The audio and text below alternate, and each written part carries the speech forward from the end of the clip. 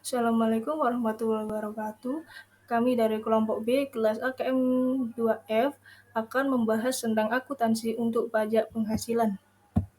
Sebelum masuk ke materi, saya akan memperkenalkan anggota kami terlebih dahulu, yaitu yang pertama Vina Dwi Kurniati dengan MP Mahir 181, lalu Afina Farah Atila dengan MP Mahir 221, lalu ada Nadila Mafula Indah Nasufa dengan MP Mahir 227, dan Venia Ludita Jati dengan MP Mahir 308. Baik, di sini saya akan menjelaskan tentang dasar-dasar akuntansi pajak penghasilan. Di sini yang pertama ada pendapatan keuangan sebelum pajak. Perusahaan menentukan laba keuangan sebelum pajak menurut IFRS. Mereka mengukurnya dengan tujuan memberikan informasi yang berguna bagi para investor dan kreditor. Selanjutnya yang kedua ada penghasilan kena pajak. Istilah ini menunjukkan jumlah yang digunakan untuk menghitung pajak penghasilan yang harus dibayarkan. Perusahaan menentukan penghasilan kena pajak sesuai dengan peraturan perpajakan. Selanjutnya, jumlah pajak masa depan dan pajak tangguhan. Asumsi yang melekat dalam laporan posisi keuangan IFRS perusahaan adalah bahwa perusahaan memulihkan dan menyelesaikan aset dan kewajiban pajak jumlah yang telah dilaporkan atau jumlah tercatat.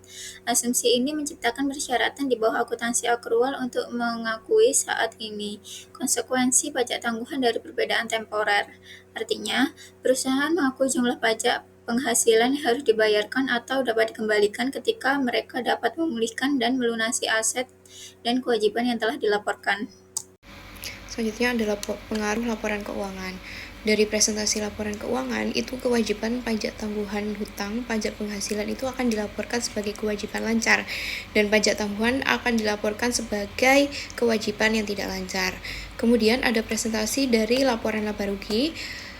Hal ini itu pendapatan beban pajak perusahaan itu juga wajib untuk menunjukkan komponen pajak penghasilan beban baik dalam laporan laba rugi atau dalam catatan atas keuangan. Kemudian pengaruh laporan keuangan yang selanjutnya ada komponen beban pajak penghasilan. Dalam komponen beban pajak penghasilan ini ada beberapa analisis untuk mengabaikan kewajiban pajak itu tangguhan saat menilai kekuatan finansial suatu perusahaan.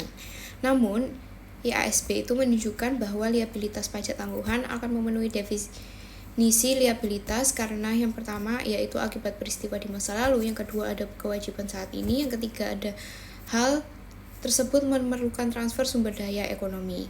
Kemudian pengaruh laporan keuangan selanjutnya ada perbedaan sementara warranty liability. Ketika menyediakan barang dan jasa akan terjadi pengurangan warranty liability. Kemudian melaporkan biaya untuk pajak tujuan.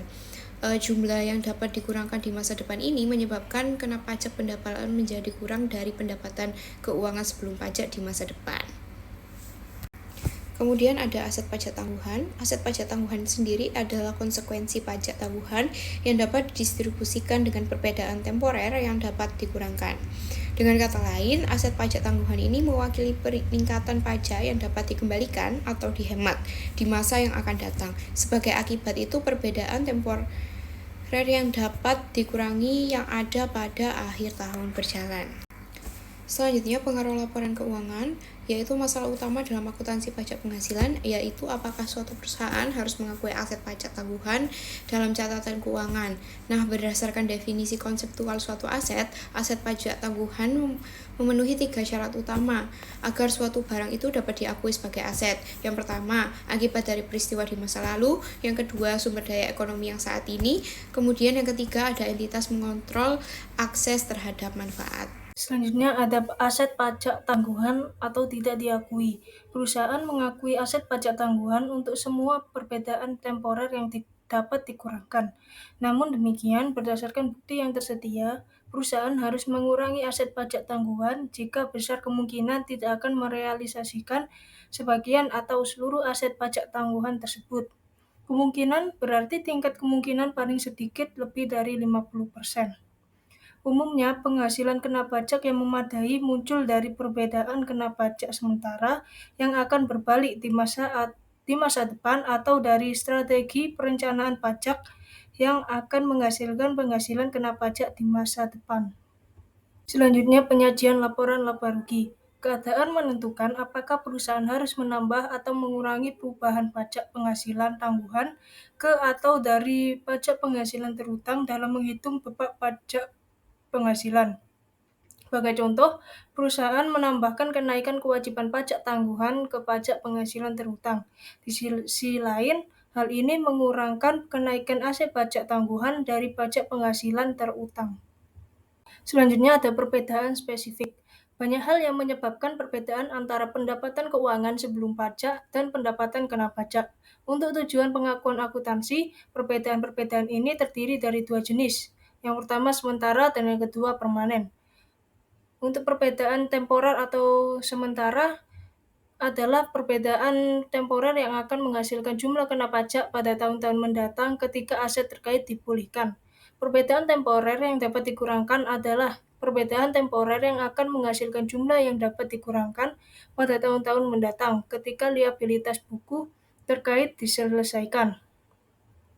Perbedaan temporer kena pajak menimbulkan pencatatan liabilitas pajak tangguhan.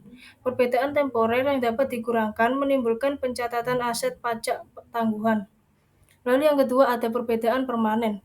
Perbedaan permanen timbul dari pos-pos yang pertama masuk ke dalam penghasilan keuangan sebelum pajak tetapi tidak pernah masuk ke dalam penghasilan kena pajak, atau yang kedua masuk ke dalam penghasilan kena pajak tetapi tidak pernah masuk ke dalam penghasilan keuangan sebelum pajak.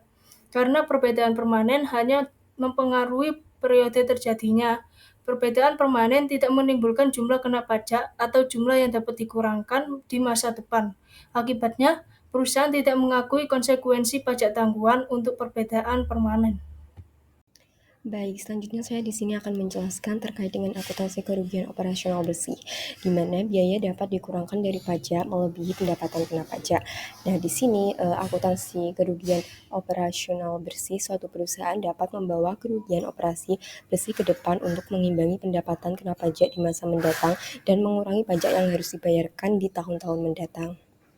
Selanjutnya yaitu terkait dengan presentasi laporan keuangan, di mana di sini ada 3. Yang pertama itu laporan posisi keuangan, yakni perusahaan mengklasifikasikan pajak yang diterima atau dibayarkan sebagai aset lancar atau kewajiban lancar. Aset pajak tangguhan laporan itu atau liabilitas pajak tangguhan itu dilaporkan pada bagian tidak lancar dari posisi keuangan. Lalu ada laporan laba rugi, di mana perusahaan mengalokasikan beban atau manfaat pajak penghasilan ke operasi berkelanjutan, operasi yang dihentikan, pendapatan komprehensif lainnya, dan penyesuaian periode sebelumnya. Lalu ada rekonsiliasi pajak yang dibagi menjadi 2, di mana rekonsiliasi numerik antara beban, manfaat pajak, dan hasil perkalian laba akuntansi dengan tarif pajak yang berlaku, yang juga mengungkapkan dasar penghitungan tarif pajak yang berlaku atau rekonsiliasi numerik antara tarif. Selanjutnya, yang kedua itu pajak efektif rata-rata dengan tarif pajak yang berlaku, yang juga mengungkapkan dasar penghitungan tarif pajak yang berlaku. Baik, yang selanjutnya yaitu metode aset kewajiban, di mana untuk mengakui jumlah pajak yang harus dibayar atau dikembalikan untuk tahun berjalan, lalu juga untuk mengakui kewajiban dan aset pajak tangguhan untuk konsekuensi pajak masa depan dan peristiwa telah diakui dalam laporan keuangan atau pengembalian pajak. Oke, selanjutnya yaitu pembawaan kerugian, di mana melalui penggunaan carryback kerugian, perusahaan dapat melakukan carryback kerugian operasi bersih selama 2 tahun dan menerima pengembalian pajak penghasilan yang dibayarkan pada tahun-tahun tersebut. Lalu pengungkapan pajak penghasilan diperlukan karena beberapa alasan. Yang pertama yaitu menilai kualitas laba, membuat prediksi yang lebih baik tentang arus kas masa depan, memprediksi arus kas masa depan untuk kerugian operasional yang dapat dipindah-tangankan. Baik, di sini saya akan menjelaskan soal P19.1. Di sini yang pertama ada itu penghasilan kena pajak pada tahun 2022. Di sini dijelaskan pajak penghasilannya sebesar 320.000 dengan tarifnya sebesar 40%. Maka 320.000 dibagi dengan 40% hasilnya yaitu 800.000. Jadi pendapatan kena pajak untuk tahun 2022 yaitu sebesar 800.000. Untuk soal yang kedua, itu pendapatan keuangan sebelum pajak untuk tahun 2022. Di situ telah dihitung bahwa penghasilan kena pajaknya sebesar 800.000, terus depresiasi berlebihnya sebesar 120.000, untuk kepentingan pemerintahnya sebesar 10.000, kemudian dikurangi dengan sewa yang belum diterima sebesar 40.000. Maka pendapatan keuangan sebelum pajak untuk tahun 2022 yaitu sebesar 890.000. Kemudian untuk soal yang ketiga yaitu siapkan jurnal untuk mencatat beban pajak penghasilan tangguhan, dan pajak penghasilan terutang untuk tahun 2022 dan 2023. Asumsikan penghasilan kena pajak sebesar 980.000 pada tahun 2023. Nah, di sini yang pertama untuk yang tahun 2022. Untuk beban pajak penghasilannya yaitu 320.000 ditambah dengan 42.000 kemudian dikurangi dengan 14.000, hasilnya yaitu 348.000. Kemudian untuk aset pajak tangguhannya yaitu sebesar 40.000 seperti yang disebutkan di soal dikali dengan 35%, hasilnya 14.000. Kemudian di kredit ada pajak penghasilan yang harus dibayar sebesar 800.000 dikali dengan 40% seperti yang telah disebutkan di atas tadi, hasilnya yaitu 320.000. Kemudian untuk kewajiban pajak tangguhan sebesar 120.000 dikali dengan 35%, hasilnya yaitu 42.000. Kemudian untuk yang tahun 2023, beban pajak penghasilannya sebesar 339 dan untuk kewajiban pajak tangguhannya sebesar 10.500. Kemudian yang dikredit ada pajak penghasilan yang harus dibayar sebesar 343.000. Untuk yang aset pajak tangguhannya sebesar 7.000. Kemudian untuk soal yang keempat yaitu siapkan bagian beban pajak penghasilan dari laba rugi tahun 2022 dimulai dengan pendapatan sebelum pajak penghasilan. Di sini pendapatan sebelum pajak penghasilannya sebesar 890.000 seperti yang dihitung di soal kedua. Untuk beban pajak penghasilannya sebesar 320.000 seperti yang disebutkan di poin 5. Dan untuk yang ditangguhkan sebesar 28.000.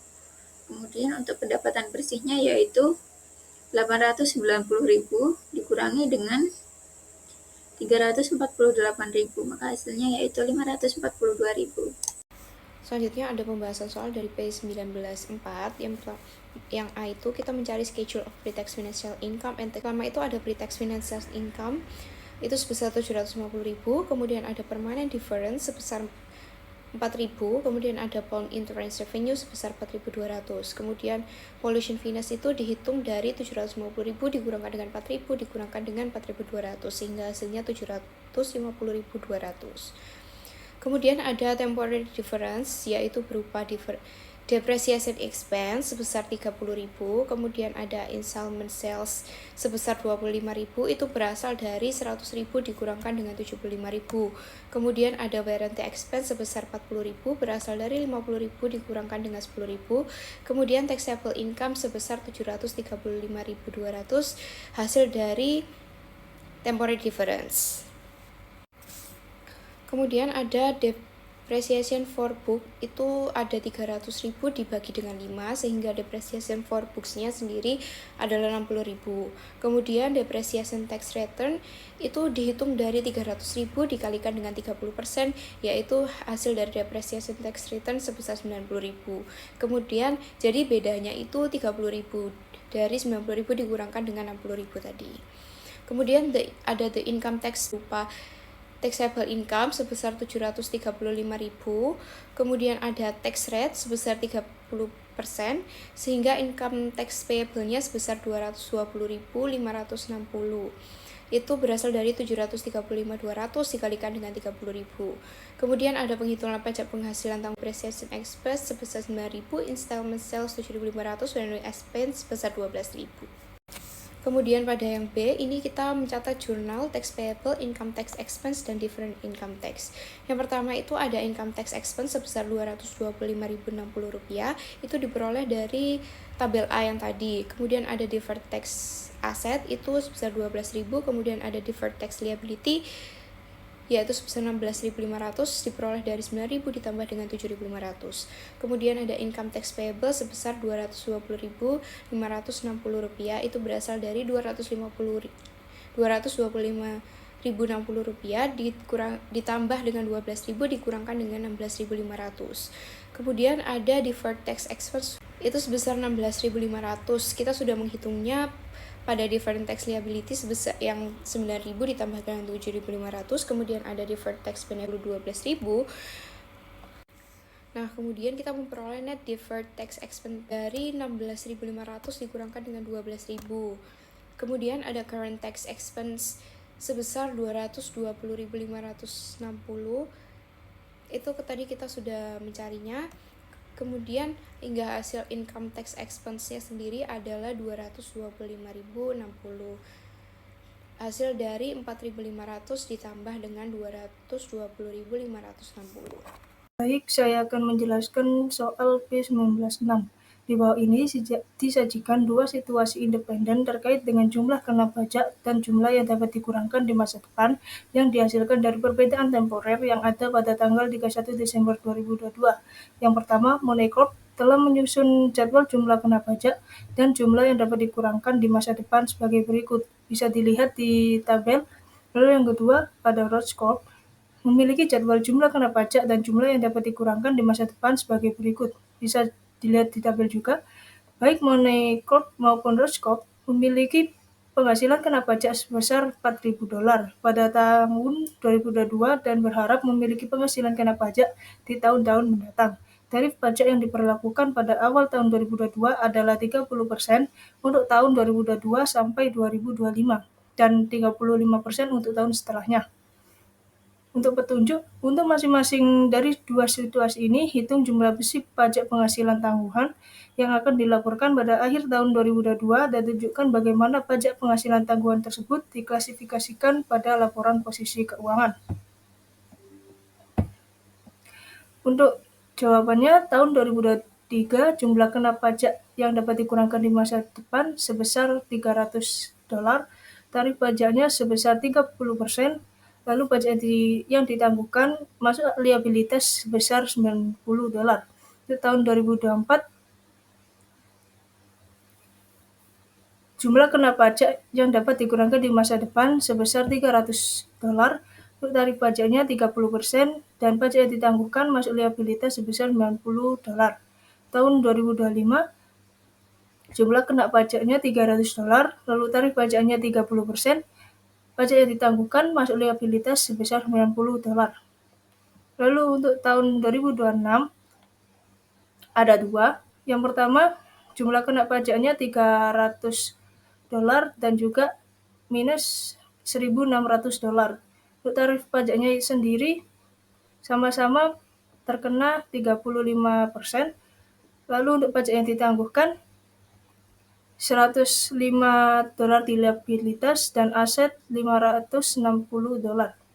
Untuk tahun 2027, jumlah kena pajak di masa depan sebesar $300, tarif pajaknya 35%, dan pajak yang ditangguhkan di liabilitas sebesar $105. Untuk totalnya, jumlah kena pajak yang dapat dikurangkan di masa depan sebesar minus $100, lalu pajak yang ditangguhkan di aset sebesar minus $560, dan liabilitasnya sebesar $480. Untuk di laporan posisi keuangannya, aset lainnya atau tidak lancar, yaitu aset pajak tangguhan sebesar $560 dikurangi $480, hasilnya akan menjadi $80. Selanjutnya untuk Rosecorp, tahun 2023 jumlah kena pajak di masa depan sebesar $300, lalu tarif pajaknya sebesar 30%, dan pajak yang ditangguhkan di liabilitas sebesar $90. Untuk tahun 2024, jumlah kena pajak di masa depan sebesar $300, tarif pajaknya sebesar 30%, dan pajak yang ditangguhkan masuk liabilitas sebesar $90. Untuk tahun 2025, ada dua. Yang pertama, $300 dan juga minus $2.300. Untuk tarif pajaknya sama-sama 30%.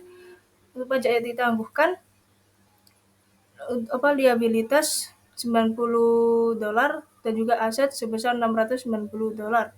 Untuk tahun 2026, jumlah kena pajak di masa depan sebesar $300, tarif pajaknya terkena 35%, dan pajak yang ditangguhkan masuk liabilitas sebesar $105. Untuk totalnya, jumlah kena pajak di masa depan sebesar minus $1.100, lalu pajak yang ditangguhkan aset sebesar $690, dan liabilitas sebesar $375. Untuk di laporan posisi keuangan, aset lainnya atau tidak lancar yaitu aset pajak tangguhan sebesar $315 yang didapat dari $690, itu dari aset, dikurangi dengan 375 dari liabilitas, hasilnya 315.